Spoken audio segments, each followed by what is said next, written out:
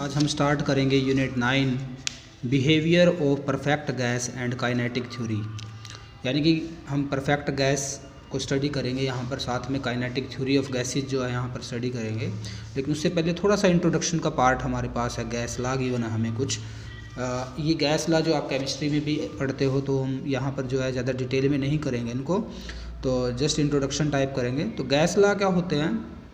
The relationship between any two physical quantities used to specify the state of a gas, keeping third physical quantity constant is known as gas law।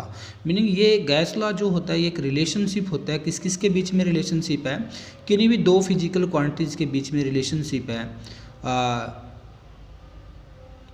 किसी gas की state को जो है define करने के लिए, और third physical quantity को हम क्या लेते हैं यहाँ पर? कांस्टेंट लेते हैं। अब देखो यहाँ पर इंपॉर्टेंट क्या है, ये फिजिकल क्वांटिटी कौन कौन सी है?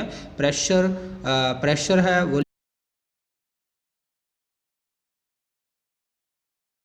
वॉल्यूम और टेम्परेचर में से हम दो किन्हीं क्वांटिटीज़ को जो है एक दूसरे के साथ उनका रिलेशन फाइंड आउट करते हैं, और थर्ड क्वांटिटी को क्या रखते हैं? कांस्टेंट रखते हैं। तो इस रिलेशन को ही बोलते हैं हम गैस लॉ। तो हमारे पास कुछ बेसिक लॉ यहाँ पर गिवन है। तो सबसे पहले हम जो है बॉयल्स लॉ पढ़ते हैं। यहाँ पे बॉयल्स लॉ क्या होता है? किसी भी गैस के लिए, कोई भी गैस जो है, अगर हम टेम्परेचर को कांस्टेंट रखते हैं तो गैस का जो वॉल्यूम आएगा, तो वॉल्यूम जो गैस का आएगा that is inversely proportional to pressure. यानी कि वॉल्यूम जो होता है वो प्रेशर के इन्वर्सली प्रोपोर्शनल होता है। कब? अगर टेम्परेचर को हम क्या रखते हैं यहाँ पर? कांस्टेंट रखते हैं। तो ये हमारे पास है बॉयल्स लॉ। यहाँ पर Boyle's law is obeyed by gas only at high temperature and low pressure. Condition क्या है? प्रेशर जो है वो लो, जब लो प्रेशर होता है और टेम्परेचर जो है वो क्या होता है? हाई, तब बॉयल्स लॉ जो है, कोई भी गैस जो है वो बॉयल्स लॉ को क्या करेगी? ओबे करती है। तो ये हमारे पास हो गया बॉयल्स लॉ। उसके बाद नेक्स्ट जो ये ग्राफ इसका इस तरह का बनेगा। देखो प्रेशर, अगर हम जो है वॉल्यूम को इंक्रीज करेंगे तो प्रेशर क्या करेगा? हमारा डिक्रीज करता है। तो इसके बाद नेक्स्ट हमारे पास आता है चार्ल्स लॉ, भी आपने पढ़ा हुआ केमिस्ट्री के अंदर। अब हम प्रेशर को कांस्टेंट रखते हैं। तो अगर प्रेशर को किसी भी given mass of a gas, अगर हम कोई लेते हैं, कोई भी गैस लेते हैं जिसका कोई गिवन मास है, और उसका वॉल्यूम जो आएगा वो डायरेक्टली प्रोपोर्शनल आएगा किसके? टेम्परेचर के। यानी कि अगर प्रेशर को हम क्या रखेंगे? कांस्टेंट, तो वॉल्यूम जो आएगा वो डायरेक्टली प्रोपोर्शनल आएगा किसके? टेम्परेचर के। तो केमिस्ट्री में आप ऑलरेडी कर चुके हो। और नेक्स्ट जो है गॉस-ल्यूसाक लॉ जो है, तो प्रेशर जो आएगा वो डायरेक्टली प्रोपोर्शनल आता है for pressure is of A given mass of a gas. देखो यहाँ पे थोड़ा सा स्टेटमेंट आप कर सकते हो बुक से। तो pressure of the given mass of a gas is directly proportional to its absolute temperature. कब? अगर वॉल्यूम को क्या रखते हैं? कांस्टेंट रखते हैं। तो यहाँ पर हमारे पास जो है आइडियल गैस इक्वेशन हम डिराइव करेंगे। और आइडियल गैस या परफेक्ट गैस, जैसे कि चैप्टर का नाम है behaviour of perfect meaning ideal gas, और साथ में काइनेटिक थ्योरी हमें करनी है। तो आइडियल गैस इक्वेशन डिराइव करने से पहले हम जो है यहाँ पर कुछ कंडीशंस हमारी है किसी भी गैस के लिए, वो आइडियल कब होगी। तो फर्स्ट कंडीशन हमारे पास क्या है कि molecule of the gas are point masses. यानी कि गैस के जो मॉलिक्यूल्स हैं उनको हम क्या कंसीडर करेंगे? पॉइंट मास कंसीडर करेंगे। और साइज जो लेंगे मॉलिक्यूल का, वो साइज जो है वो क्या लेंगे? नेग्लिजिबल। यानी कि the size of the molecule of the gas is negligible. बिल्कुल जो साइज़ है उसका बिल्कुल स्मॉल हम कंसीडर करेंगे, नेग्लिजिबल कंसीडर करेंगे। और साथ ही साथ जो मॉलिक्यूल है वो कैसा कंसीडर करेंगे? पॉइंट मास जो है हम उसको कंसीडर करके चलेंगे। सेकंड जो है no intermolecular force between the gas molecules. यानी कि जो गैस के मॉलिक्यूल्स है वो एक दूसरे से अवे हैं, उनके बीच में जो कोई भी मॉलिक्यूलर फोर्स जो है वो नहीं लगा हुआ, ऐसा हम कंसीडर करेंगे। या मॉलिक्यूलर फोर्स जो लगा है उसको हम नेग्लिजिबल मान के चलेंगे। थर्ड जो इम्पोर्टेंट पॉइंट है, तो गैस ओबेज गैस लॉज जो हमने पढ़े हैं यहाँ पे, बॉयल्स लॉ, चार्ल्स लॉ या प्रेशर लॉ हमने किया है, जो ये गॉस-ल्यूसाक लॉ जो यहाँ पर था, अगर इनको ओबे करती है तब ऐसी गैस को हम बोलते हैं, कैसी गैस बोलते हैं? ऐसी गैस को हम आइडियल गैस बोलते हैं या परफेक्ट गैस बोलते हैं। तो आइडियल गैस के लिए हमारे पास इक्वेशन भी है, इन लॉ को इकट्ठा करके इक्वेशन बनाई गई है। पीवी प्रेशर इनटू वॉल्यूम जो आएगा this is equal to mu R T. Mu जो है ये नंबर ऑफ मोल्स हमारे पास है, तो म्यू मोल के लिए इक्वेशन हो जाएगी PV is equal to mu R T. इस इक्वेशन को बोलते हैं हम आइडियल गैस इक्वेशन। अगर कोई भी गैस इस इक्वेशन को फॉलो करती है तो ऐसी गैस को हम बोलते हैं क्या? आइडियल गैस बोलते हैं हम इसको। ठीक है, तो ये था हमारा कुछ इंट्रोडक्शन टाइप था यहाँ पर। तो नेक्स्ट यहाँ पर हमारे पास ये ग्राफ गिवन है आइडियल गैस इक्वेशन से ही। अगर हम PV divide by mu T का ग्राफ जो है वो प्लॉट करते हैं प्रेशर के साथ, तो आइडियल गैस के केस में for ideal gas graph is parallel to pressure axis, यानी कि जो ग्राफ बनेगा, देखो हमने ये पैरेलल टू एक्सिस ये लाइन दिखाई हुई है, ये लाइन किसको दिखाती है, आइडियल गैस के लिए होती है। अगर हम PV divide by mu T और प्रेशर को हमने लिया है एटमॉस्फेरिक प्रेशर के टर्म में, यूनिट इसकी जो एटमॉस्फेरिक प्रेशर लिया हमने, और PV divide by mu T इसकी यूनिट हमारे पास आ गई जूल पर मोल पर केल्विन। तो मीनिंग यहाँ पर हमारा जो ग्राफ आता है वो ग्राफ जो है, ये जो लाइन है देखो स्ट्रेट लाइन यहाँ पर मैं ड्रॉ करता हूँ, ये जो लाइन है ये किस तरह के बिहेवियर को दिखाती है इसके, ये लाइन जो है ये जो स्ट्रेट लाइन बीच में से ड्रॉ की हुई है, ये लाइन किसके लिए, आइडियल बिहेवियर के लिए ये लाइन यहाँ पर ड्रॉ की है। बट अगर हम किसी भी रियल गैस के लिए, अगर हम कोई भी रियल गैस लेते हैं, वो रियल गैस के लिए हम कर्व ड्रॉ करते हैं, तो इस तरह की कर्व हमारे पास आएगी। अलग अलग टेम्परेचर पर हमने ये कर्व किसके लिए ड्रॉ की हुई है, रियल गैस के लिए ड्रॉ किया। ऊपर वाले कर्व टेम्परेचर T1 के लिए, T2 के लिए, T3 के लिए। अब T1 जो है this is greater than T2, T2 जो है that is greater than T3। तो रियल गैस जो होती है वो एक तरह का आइडियल बिहेवियर शो करेगी। कब शो करेगी, एट लो प्रेशर। देखो प्रेशर जो है वो काफ़ी लो है, प्रेशर क्या होगा जब लो, और दूसरा अगर टेम्परेचर हम क्या रखते हैं, हाई रखते हैं। तो कई बार इस ग्राफ का फिजिकल सिग्निफिकेंस जो है वो पूछ लिया जाता है। तो फिजिकल सिग्निफिकेंस क्या हो गया ग्राफ का, कि भी जो लो प्रेशर और हाई टेम्परेचर पर रियल गैस जो है वो किसकी तरह बिहेव करेगी, आइडियल गैस की तरह बिहेवियर करती है, इसका फिजिकल सिग्निफिकेंस हो गया। और अब यहाँ पर ये जो टर्म है भी, प्रेशर जो है वो लो प्रेशर और हाई टेम्परेचर पर ही कोई रियल गैस आइडियल की तरह क्यों बिहेवियर करती है, तो उसके लिए भी हमारे पास रीज़न है। Because at high temperature and low pressure, temperature जब हाई है और प्रेशर जब क्या है low, the molecule of the real gas are far apart, यानी कि मोलिक्यूल एक दूसरे से दूर दूर होंगे। और अगर मॉलिक्यूल्स दूर दूर है तो इसका मीनिंग उनके बीच में कोई मॉलिक्यूलर इंटरेक्शन नहीं होगा, वो मॉलिक्यूल एक दूसरे के ऊपर कोई फोर्स एक्सर्ट नहीं करेंगे। और ऐसा हमने पढ़ा है, आइडियल गैस की कंडीशन ही हमने की है, अगर मॉलिक्यूल्स के बीच में कोई क्या नहीं लगा हुआ, फोर्स ऑफ अट्रैक्शन नहीं लगा हुआ, मॉलिक्यूल एक दूसरे से दूर दूर है, अगर वो दूर दूर है तो वो किसकी तरह बिहेव करते हैं, एक आइडियल गैस की तरह बिहेव करेंगे। तो इसलिए हमने प्रेशर को जो है वो लो रखा है और टेम्परेचर को क्या रखा है, हाई रखा हुआ है, क्योंकि मॉलिक्यूल मूव करके एक दूसरे से दूर दूर चले जाएंगे। और लो प्रेशर है तो मीनिंग लो प्रेशर का मतलब आपको क्लियर ही है, मॉलिक्यूल के एक दूसरे से दूर है।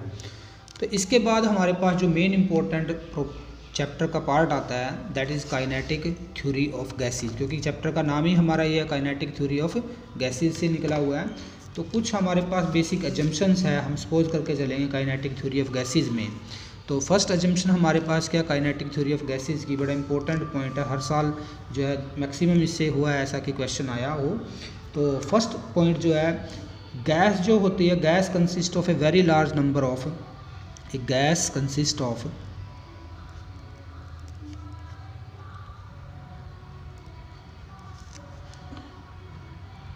very large number of molecules, meaning gas के अंदर जो मॉलिक्यूल्स है वो बहुत ज़्यादा नंबर में मॉलिक्यूल्स हैं, और जितने भी मॉलिक्यूल्स हैं, ये जो मॉलिक्यूल्स है, दीज मॉलिक्यूल्स आर आइडेंटिकल। कैसे मॉलिक्यूल्स है, ये सब मॉलिक्यूल आइडेंटिकल है और परफेक्ट इलास्टिक स्फीयर है, perfectly elastic sphere, elastic and hard sphere. Meaning क्या है, जो गैस है उसके अंदर लार्ज नंबर ऑफ मॉलिक्यूल्स हैं, और जितने भी मॉलिक्यूल्स हैं सब आइडेंटिकल है, उनका शेप, उनका मास, वो सब कुछ क्या है, सेम एक जैसा है, और सबके सब परफेक्टली इलास्टिक है, हार्ड भी हैं साथ में, और कैसे मान के चलते हैं, स्फेरिकल है। सेकंड जो यहीं पर हम एक पॉइंट और डिस्कस करते हैं साथ में ही, वो इतने स्मॉल है कि उनका जो वॉल्यूम है वो नेग्लिजिबल है as compare to the volume of gas, यानी कि वॉल्यूम जो है, the volume of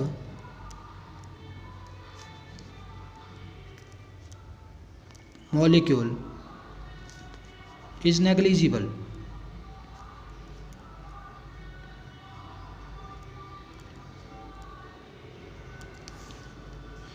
as compared to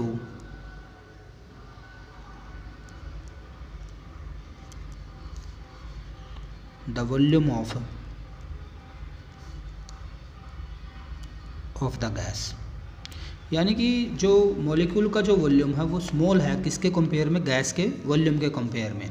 second point हम यहाँ पर डिस्कस करते हैं इस थ्योरी का, वे मॉलिक्यूल जो होते हैं उनकी कोई प्रेफर डायरेक्शन नहीं है, but their motion is completely random. तो the molecules do not have any prefer direction,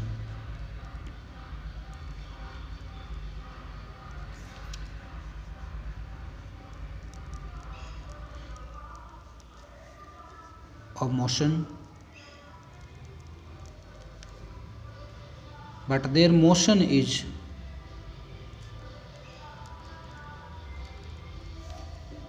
completely random। Meaning जो हमारे पास मॉलिक्यूल्स है, गैस के मॉलिक्यूल जो है हमारे पास, उनका जो मोशन है वो ऐसा नहीं कि सभी मॉलिक्यूल एक प्रेफर डायरेक्शन में मूव करेंगे, कोई मॉलिक्यूल किसी डायरेक्शन में जाएगा, कोई मॉलिक्यूल किसी डायरेक्शन में मूव करेगा। तो इसलिए उनकी कोई प्रेफर डायरेक्शन नहीं है, इसलिए उनका जो मोशन हम कैसा मान के चलते हैं, रैंडम मोशन मान के चलते हैं। अभी मॉलिक्यूल्स का जो मोशन है वो रैंडम है। एक मॉलिक्यूल हो सकता है एक्स एक्सिस के लॉन्ग जा रहा हो, दूसरा मॉलिक्यूल उसी टाइम में वाई एक्सिस के लॉन्ग मूव करता हो, या तीसरा मॉलिक्यूल उसी टाइम कहाँ मूव करता हो, जेड एक्सिस के लॉन्ग मूव करता हो। तो मॉलिक्यूल्स के जो है यहाँ पर कोई प्रेफर डायरेक्शन नहीं है, वो रैंडमली मूव करेंगे। नेक्स्ट जो हमारे पास थर्ड पॉइंट है, मॉलिक्यूल्स जो ट्रैवल करेंगे वो स्ट्रेट लाइन में ट्रैवल करेंगे। These molecules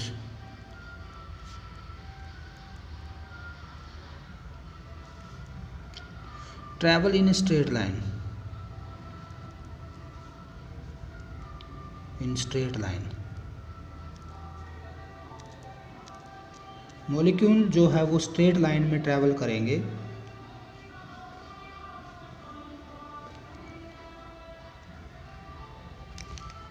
and are in free motion,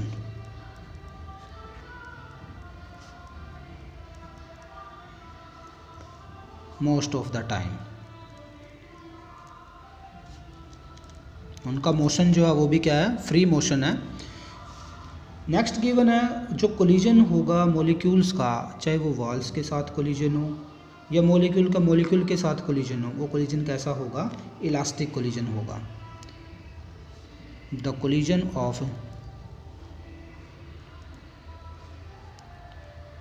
between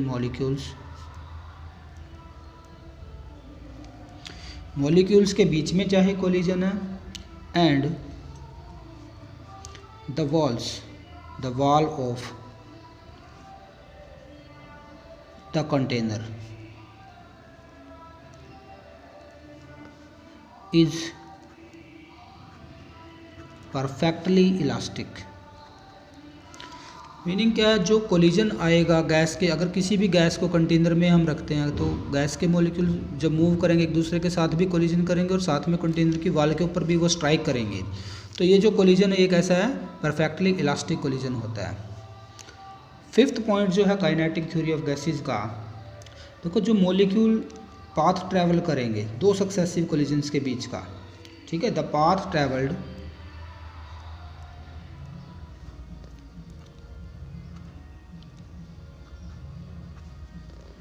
by a molecule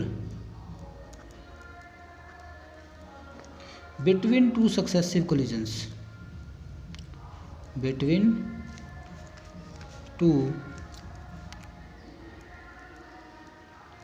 successive collisions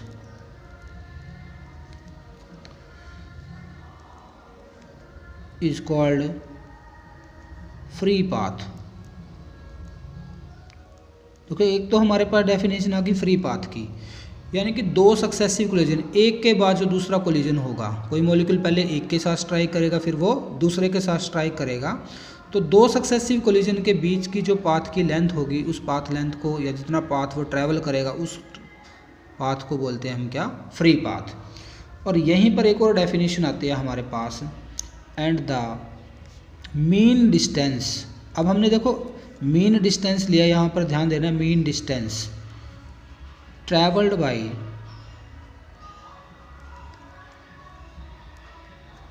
A molecule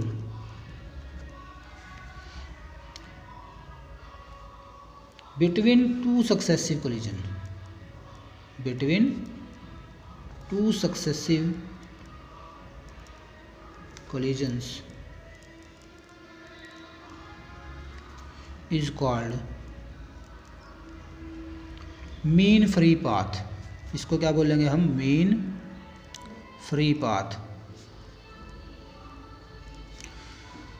बड़ा इम्पोर्टेंट पॉइंट आ गया ये भी हमारे पास, यानी कि पहले तो हमने सिर्फ दो कोलिजन के बीच का, दो सक्सेसिव कोलिजन के बीच का पाथ लिया था जिसको बोला है फ्री पाथ। अब हमने क्या लिया है? Distance travelled by A molecule between two successive collision. लेकिन कैसा डिस्टेंस? Mean distance. इस चीज़ पर फोकस करना है। कौन सा डिस्टेंस है? यहाँ पर हमारा मीन डिस्टेंस है।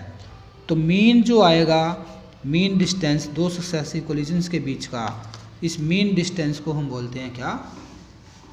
Mean free path. तो इसका डेरिवेशन करेंगे हम, आगे इसको दोबारा करेंगे। तो नेक्स्ट हमारे पास आता है 6th पॉइंट जो है, जो मोशन है मॉलिक्यूल्स का, तो that is governed bye Newton's law of motion. तो यानी कि मोशन, जो मॉलिक्यूल्स का मोशन है उसके ऊपर न्यूटन के लॉ को भी हम क्या कर सकते हैं? अप्लाई कर सकते हैं। The motion of molecules is governed by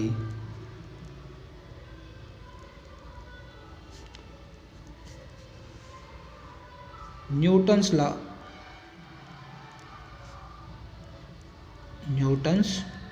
law of motion. 7th point हमारे पास है the effect of gravity on the motion of molecule is negligible. यानी कि ग्रेविटी का मॉलिक्यूल्स के मोशन के ऊपर कोई इफेक्ट नहीं है। द इफेक्ट ऑफ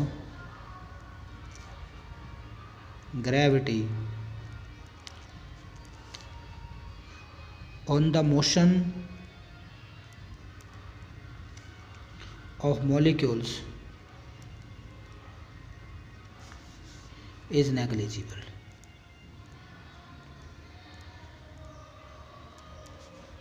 यानी कि ग्रेविटी का मॉलिक्यूल्स के मोशन के ऊपर कोई इफेक्ट नहीं है यहाँ पर। तो ये हमारे कुछ इंपॉर्टेंट पॉइंट थे काइनेटिक थ्योरी ऑफ गैसेस से। कई बार पेपर में जब भी आते हैं तो इसमें से कोई भी 4 पॉइंट्स पूछ लिए जाते हैं, राइट टू या right for assumption of kinetic theory of gases. ठीक है, तो आप चाहो तो सारे पॉइंट्स याद कर सकते हो, और नहीं तो इसमें पेपर के अंदर सिर्फ 4 पॉइंट्स इसमें से पूछे जाते हैं, क्योंकि कुछ मेन इंपॉर्टेंट पॉइंट्स जैसे मॉलिक्यूल का साइज स्मॉल है, कोलिजन जो है वो इलास्टिक होता है, और यहाँ पे मीन फ्री पाथ की डेफिनेशन आ जाती है, और न्यूटन्स के लॉ इस पे एप्लीकेबल है, और लास्ट में ग्रेविटी का कोई इफेक्ट नहीं होता है। तो ये हमारे पास कुछ इंपॉर्टेंट पॉइंट्स थे जो कि काइनेटिक थ्योरी ऑफ गैसेस से रिलेटेड थे।